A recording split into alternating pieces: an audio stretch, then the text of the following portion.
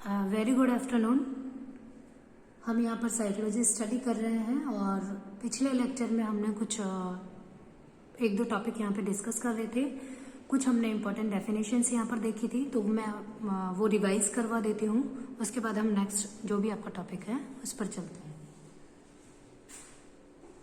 देखिए, शिक्षा मनोविज्ञान को हमने देखा और शिक्षा मनोविज्ञान, शिक्षा और मनोविज्ञान दो वर्ड से बना है, एजुकेशन और साइकोलॉजी दोनों पे। यहाँ से इन दोनों से आपका क्वेश्चन बन सकता है, तो ये आपको सही से लर्न करना है। इसके बाद मैंने कुछ डेफिनेशंस आपको बताई थी और इन डेफिनेशंस में आपको सारी डेफिनेशंस मैंने आपको बाय ट्रिक बता दी थी। इसके बाद देखिए, यहाँ पे आपका ये सारी डेफिनेशन हम देख चुके थे। इसके बाद आपका टॉपिक आता है शिक्षा की प्रकृति। क्या आता है? शिक्षा की प्रकृति, nature of education. Nature of education देखिए क्या है, ये ट्राइपोल होता है। It's a tripolar process. Number 1 शिक्षक, शिक्षार्थी और पाठ्यक्रम। मतलब आपको एजुकेशन के लिए एक प्रक्रिया अपनानी है, जो कि आपके पास टीचर होना चाहिए, लर्नर होना चाहिए और एक सिलेबस होना चाहिए, जो कि होता है। ठीक है, हमारे पास स्टूडेंट्स होते हैं, एक शिक्षक होता है और उस जो हम एक सिलेबस होता है उसके थ्रू हम स्टूडेंट्स को टीच कराते हैं, उन्हें हम कुछ सिखाते हैं। तो वो ही एक शिक्षा का ट्राइपोलर, इट्स अ ट्राइंगुलर। जैसे आप ट्राइंगल बनाते हो वैसे ही, जैसे ट्राइंगल के टॉप पे आपने शिक्षक को रख दिया और नीचे बेस पे जो दो पॉइंट है उनपे हमने एक पे शिक्षार्थी और एक पे हमने पाठ्यक्रम को रख दिया है। तो इसको इसीलिए ट्राइपोल प्रक्रिया बोला गया है। नेक्स्ट देखिए, विशेषताएं। शिक्षा की विशेषताएं देखिए क्या क्या है। शिक्षा जीवन पर्यंत चलने वाली प्रक्रिया है। एजुकेशन कोई ऐसा वर्ड नहीं है जो कि आप एक बुक के थ्रू अपने अंदर गेन कर सकते हो। वो आपको हर जगह सीखने को मिलती है ना। नेचर से भी आप स्टडी करते हो, हर जगह सीखने को मिलती है। चाहे आप कहीं भी रहो, इंडिया में रहो, आउट ऑफ कंट्री रहो, ठीक है, या आप घर में रहो, बाहर रहो, सब चीजों में आपके सीखने की प्रक्रिया होती है। खाना खाने में, चलने में, उठने में, बैठने में, सब आपके लिए क्या है? एजुकेशन है। और आप कभी भी उठते सूटते बैठते जाते, मतलब जीवन पर्यंत चलने वाली प्रक्रिया है। सेकंड है उद्देश्यपूर्ण व व्यवस्थित प्रक्रिया है, यानी इसका कुछ न कुछ उद्देश्य और ये एक व्यवस्थित प्रक्रिया है।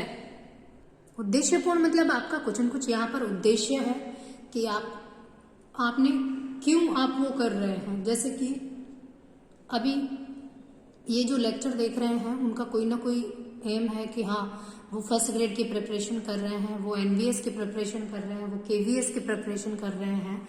ठीक है, तो उस तरीके से हमारा कुछ न कुछ उद्देश्य यहाँ पे होता है। और एक व्यवस्थित, आपको अगर सिलेक्शन लेना है तो आपको सिर्फ आपके सिलेबस के अकॉर्डिंग पढ़ना होगा। ये नहीं आप 10 बुक लेकर बैठ गए, सिलेबस ही नहीं पता है हमें क्या है, बस हाँ पता है कि साइकोलॉजी आने वाली है और हमें ये नहीं पता है कि उसमें क्या क्या टॉपिक आने वाला है। तो वो व्यवस्थित भी होना चाहिए। थर्ड पॉइंट है शिक्षा द्वारा व्यक्ति व समाज दोनों का विकास होता है। बिल्कुल होता है, क्योंकि एजुकेशन एक व्यक्ति को दी जाती है और व्यक्ति से ही समाज बनता है। ठीक है, इसीलिए थर्ड पॉइंट हम कह सकते हैं कि शिक्षा द्वारा व्यक्ति किसको देते हैं? हम किसी ह्यूमन बीइंग को ही तो देते हैं। एजुकेशन हम बच्चों को देते हैं, वो एक व्यक्ति ही है और बच्चे ही कहीं ना कहीं आगे जाते हैं, बढ़ते हैं, अपना समाज बनाते हैं। ठीक है, तो बच्चों का विकास हुआ जिससे समाज का विकास, व्यक्ति का विकास तो समाज का विकास। तो थर्ड पॉइंट आपका यहाँ पे शिक्षा द्वारा व्यक्ति व समाज दोनों का विकास होता है। फोर्थ पॉइंट है शिक्षा द्वारा संतुलित विकास को दिशा प्राप्त होती है। शिक्षा द्वारा संतुलित विकास की दिशा प्राप्त होती है। संतुलित विकास मतलब आपको आपका एक अच्छे तरीके से डेवलपमेंट होगा। जैसे कि कई जगह आपको देखने को मिलता होगा, कई जो बेगर्स होते हैं उनको टाइम पे खाना नहीं मिलता है, टाइम पे रहने को जगह नहीं है, खाने को जगह नहीं है, उठने बैठने सोने को जगह नहीं है। तो उनका जो डेवलपमेंट है, उनकी जो ग्रोथ है वो भी वहीं पे रुक जाती है। उनका डेवलपमेंट भी उनका इतना अच्छे से, उनका बौद्धिक विकास जो है, उनकी जो थिंकिंग जो प्रोसेस है वो सब बहुत वीक रहती है। ठीक है, तो एक आपको संतुलित विकास को दिशा प्राप्त होती है। मतलब आपको एजुकेशन है तो आपको पता है कि आपको किस तरह से क्या काम करना है। नेक्स्ट है शिक्षा का उद्देश्य, है ना, ये तो इसकी विशेषताएं थी। अब हम उद्देश्य देखते हैं। सबसे पहला ज्ञान प्रदान करना। आपका बौद्धिक विकास हो, आपकी बुद्धि का विकास हो। बौद्धिक विकास का मतलब यहाँ पर बुद्धि से ही है, यानी बुद्धि का विकास हो। व्यवसाय चुनने का उद्देश्य, आपको आप जो करना चाहते हो, आप जो बनना चाहते हो, आपका उसको आप चुन सको सही से, वो एजुकेशन ही है कि उसके थ्रू आपका थिंक उस तरह से डेवलप हो जाता है कि आपको पता लगता है कि हाँ मेरा इसमें इंटरेस्ट है और मैं यही बन सकता हूँ, ठीक है ना, मैं इसको कर लूंगा। आप श्योर होते हो उस चीज के लिए कि हाँ, तो इसीलिए जो भी बच्चा जो करना चाहता है, जिसमें इंटरेस्ट है उसी को करे, है ना। ये नहीं कि घर वालों के प्रेशर में आके नहीं तो आरपीएससी फर्स्ट ग्रेड ही बनना है तो आरपीएससी फर्स्ट ग्रेड की ही प्रिपरेशन करनी है, जी नहीं, ऐसा नहीं है। अगर आपको जिस चीज में इंटरेस्ट है, आपका ऑक्यूपेशन आप उसको बनाना चाहते हो जिसमें इंटरेस्ट है, तो आप बहुत जल्दी सक्सेस हो जाओगे, है ना। पैसा कमाना और ये सब चीजें, हालांकि थिंक ऐसी ही है आपकी भी, फर्स्ट ग्रेड लग गए तो मजे हो गए ना, पैसा आता रहेगा, बढ़िया काम करना नहीं पड़ेगा, सबकी यही सोच रहती है ना, बट गलत है। चलिए, थर्ड है व्यक्तित्व का संतुलित विकास, है ना। पर्सनालिटी डेवलप हो जाती है आपकी एजुकेशन से। पहले तो हम गांव में रहा करते थे, लेकिन अब हम सिटी में आकर रह रहे हैं, तो डिफरेंस पता लग जाता है, आपको पता लग गया ना आपकी पर्सनालिटी कितनी चेंज हो गई है, ठीक है। तो वो एजुकेशन के थ्रू ही हुआ है, यानी आपका व्यक्तित्व का संतुलित विकास हो गया है। नेक्स्ट है पूर्ण जीवन का उद्देश्य, फुलफिल्ड लाइफ, यानी आप जो चाहते हो, आपकी लाइफ में जो फुलफिल करना चाहते हो वो सब होना है ना। फुलफिल लाइफ का यही मतलब है। तो यह उद्देश्य, जो ये उद्देश्य बताया है, ये हर्बर्ट स्पेंसर्स ने बताया था, हर्बर्ट स्पेंसर्स के द्वारा ये बताए गए हैं, ये उद्देश्य उन्होंने ही प्रस्तुत किए थे। पूर्ण जीवन के अंतर्गत इन्होंने 5 क्रियाएं सम्मिलित करी हैं, आपकी क्रियाएं 5 क्रियाएं सम्मिलित करी है। आत्म संरक्षण, आत्म संरक्षण, अगर हमें नॉलेज है किसी चीज के बारे में तो हम खुद का संरक्षण कर सकते हैं। खुद का संरक्षण, अगर आपको रूल्स पता है, आपको रेगुलेशंस पता है किसी चीज के, तो आप उन सब चीजों से अपने आप को बचा सकते हो। अगर आप कहीं गलत फंस गए हो, आप कहीं आपने कुछ किया नहीं है लेकिन फिर भी आपको उसके लिए जिम्मेदार ठहराया जा रहा है, तो आत्म संरक्षण आप कर सकते हो अगर आपको शिक्षा के उद्देश्य या उसके मायने या उसकी सारी चीजें आपको पता है।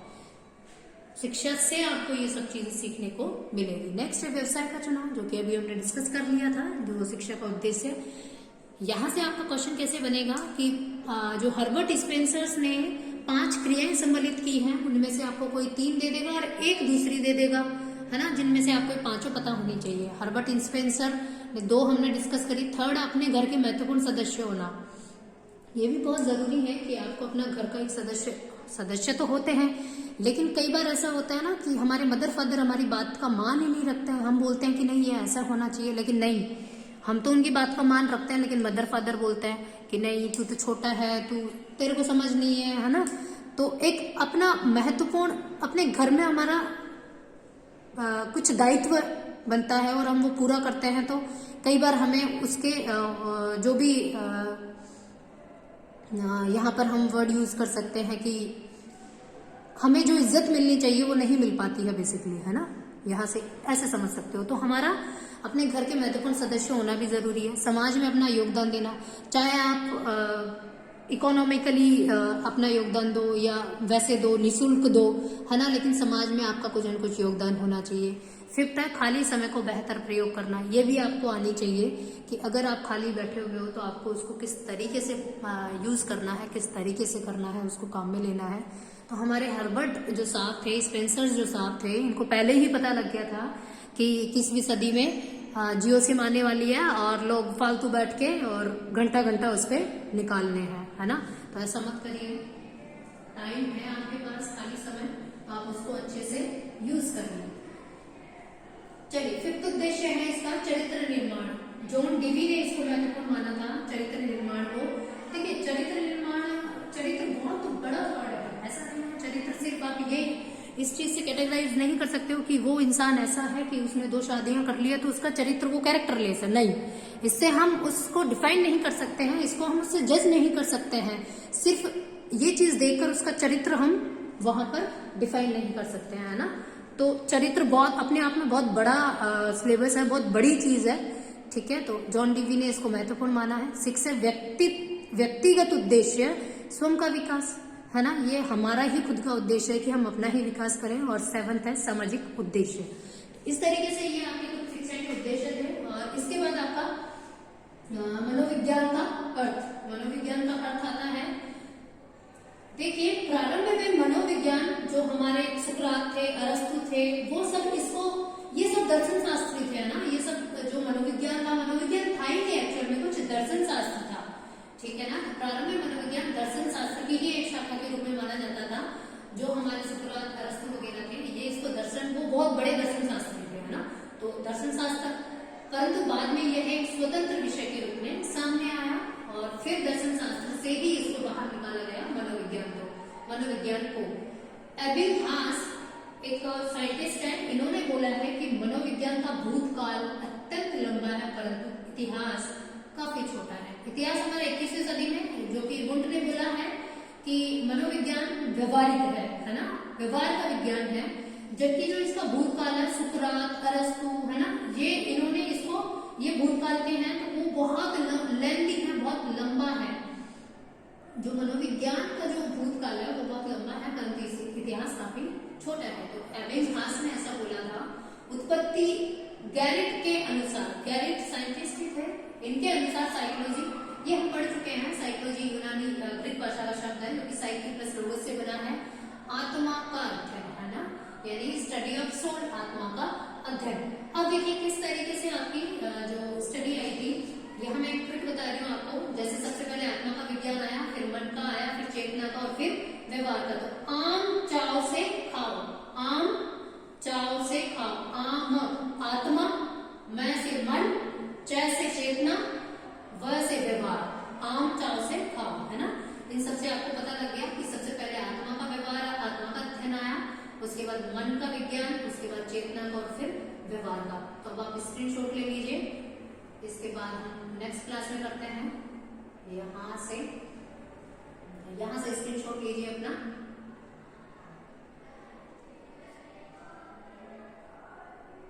चलिए आगे,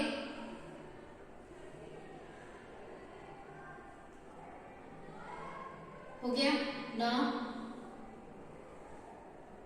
मनोविज्ञान का अर्थ। इसका स्क्रीनशॉट लीजिए और वीडियो पसंद आया हो तो लाइक, शेयर एंड सब्सक्राइब कीजिएगा।